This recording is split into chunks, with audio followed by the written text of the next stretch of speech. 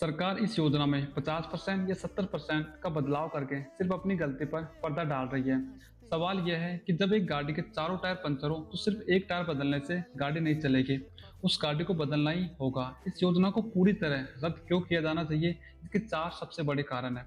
पहला कारण, सेना में एक ही बंकर में दो सैनिक बैठेंगे, एक रेगुलर सैनिक जिसके परिवार को पेंशन, मेडिकल और कैंटीन मिलेगी, और दूसरा अग्निवीर जिसके शहीद होने पर परिवार को कोई पेंशन या आजीवन सुरक्षा नहीं मिलेगी। ये भेदभाव सेना के भीतर जवानों के भरोसे और उनके तालमेल को पूरी तरह खत्म कर रहा है। दूसरा कारण, दुनिया का कोई भी देश अपनी सेना के साथ ऐसा शॉर्ट टर्म एक्सपेरिमेंट नहीं करता। जब सीमाओं पर चीन और पाकिस्तान जैसे दुश्मन बैठे हो तो हमारी सेना को पार्ट टाइम सैनिकों के भरोसे नहीं छोड़ा जा सकता।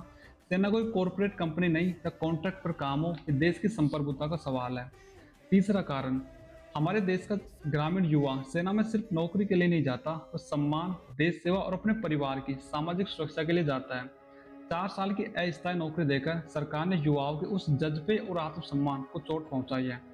चौथा कारण, सरकार का तर्क था कि इससे पेंशन का पैसा बचेगा, लेकिन सच यह है कि देश की सुरक्षा की कीमत पर बजट नहीं बचाया जाता। अगर पैसे बचाने हैं तो वीआईपी कल्चर, राजनीतिक विज्ञापनों और फिजूल खर्चों को बंद किया जाए, न कि देश की रक्षा करने वाले जवानों के पेट पर लात मारी जाए। टुकड़ों टुकड़ों में बदलाव करना सिर्फ एक चुनावी लॉलीपॉप है। देश की सुरक्षा और युवाओं के भविष्य के साथ खिलवाड़ करने वाली अग्निवीर योजना को पूरी तरह रद्द किया जाना चाहिए और पुरानी परखी हुई स्थायी भर्ती प्रक्रिया को तुरंत बहाल किया जाना चाहिए।